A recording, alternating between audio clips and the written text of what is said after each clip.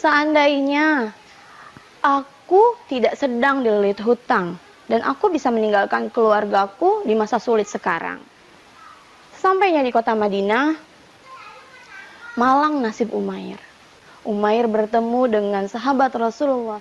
Padahal tidak ada satu orang pun yang mendengar perkataanku dengan Sofwan.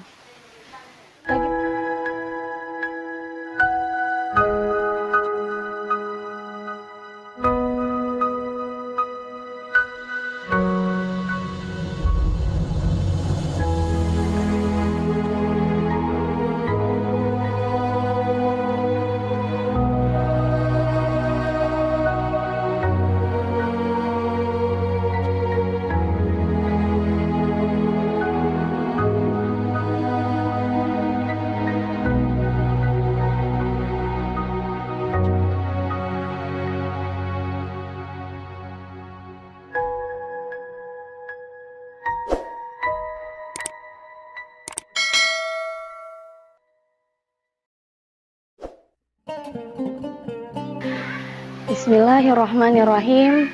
Assalamualaikum warahmatullahi wabarakatuh. Sahabat Alki yang insya Allah dimuliakan oleh Allah Subhanahu wa Ta'ala. Dikisahkan pada saat perang Badar dimenangkan oleh kaum muslimin, dan mereka sangat bersyukur kehadirat Allah Subhanahu wa Ta'ala. Sementara kaum musyrikin Quraisy mereka sangat geram karena mereka mendapatkan kekalahan pada saat perang Badar. Umair bin Wahab dan Sofwan bin Umayyah mengungkapkan kekesalan mereka. Umair berkata kepada Sofwan, seandainya aku tidak sedang dililit hutang dan aku bisa meninggalkan keluargaku di masa sulit sekarang, aku akan mencari Muhammad dan membunuhnya, berkata Umair. Mendengar perkataan Umair, Sofwan menyambutnya dengan senang. Sofwan menyambut idenya Umair dan menawarkan hal yang sangat diinginkan oleh Umair. Sofwan berkata, baiklah, kalau kau bisa membunuh Muhammad dan menyiksanya dengan keji, aku akan memberikan kepadamu 100 ekor unta untuk melunasi hutang keluargamu, dan aku akan menjadikan keluargamu bagian dari keluargaku. Mendengar tawaran Sofwan, Umair tidak pikir panjang lagi. Umair menerima tawaran Sofwan. Sebelum Umair berangkat, Sofwan berpesan kepada Umair, baiklah, jangan sampai ada yang tahu rencana kita. Jangan sampai kau ceritakan rencana kita kepada orang lain. Pesan Sofwan kepada Umair. Akhirnya Umair berangkat menuju kota Madinah untuk menjalankan rencana kejinya. Sampainya di kota Madinah, malang nasib Umair. Umair bertemu dengan sahabat Rasulullah SAW yang dikenal dengan keberaniannya dan pukulannya yang sangat menyakitkan, yaitu Umar bin Khattab. Umair merasa takut sampai Umair akhirnya dibawa ke hadapan Rasulullah SAW. Interogasi pun dimulai di hadapan Rasulullah. Rasulullah bertanya, apa maksud tujuanmu datang ke kota Madinah? Tidak mungkin Umair menjawab jujur pertanyaan Rasulullah. Umair pasti berbohong. Umair berkilah, sungguh aku datang untuk menebus putraku yang kalian tawan. Sebenarnya Rasulullah sudah tahu maksud dan tujuan Umair datang ke kota Madinah, karena Allah telah memberikan petunjuk kepada Rasulullah SAW. Berkali-kali Rasulullah bertanya, berkali-kali Umair berbohong. Akhirnya Rasulullah mengakhiri kebohongan Umair.